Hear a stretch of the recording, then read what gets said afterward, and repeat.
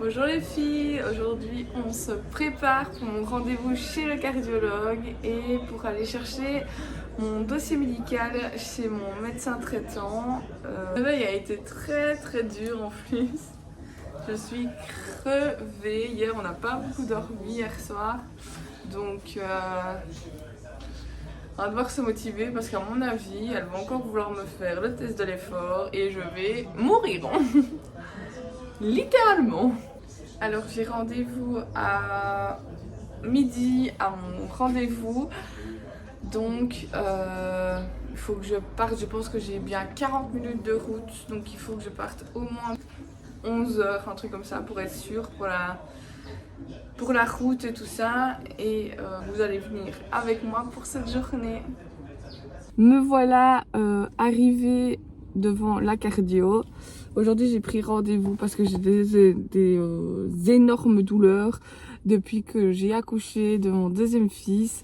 Et la semaine dernière j'ai appris une mauvaise nouvelle que je suis pas prête encore de parler, mais si un jour je ferai une vidéo de ce qui s'est passé. Et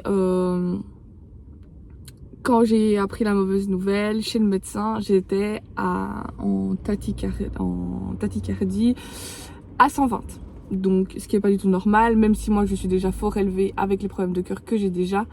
120 c'est énorme, même pour n'importe qui c'est énorme. Donc on verra bien ce qu'on va faire. Si ça se trouve, je vais refaire en fait, des tests à zéro, tests physiques, échographie, les patchs pour voir comment c'est. Et je croise les doigts pour ne pas avoir de holter parce que j'en ai déjà eu deux. Une fois 48 heures et une fois une semaine entière. Je vous avoue qu'une semaine entière c'est très long. En plus ça fait un mal de chien pour les retirer. On peut pas se laver, on peut pas, enfin voilà, vous comprenez un peu la misère du truc. Donc ici, de toute façon, je vous ferai une vidéo quand j'arrive à la maison pour faire un débriefing de tout ce qui s'est passé et on verra bien. On croise les doigts pour que ça se passe bien et que j'ai pas trop de mauvaises nouvelles. Et voilà. Maintenant que j'ai fini mon rendez-vous chez le cardio, je suis vite passée en coupe-vent chez mon médecin traitant pour aller chercher mon dossier médical parce que j'ai rendez-vous avec le médecin conseil du travail parce que je suis en arrêt depuis plus d'1 an.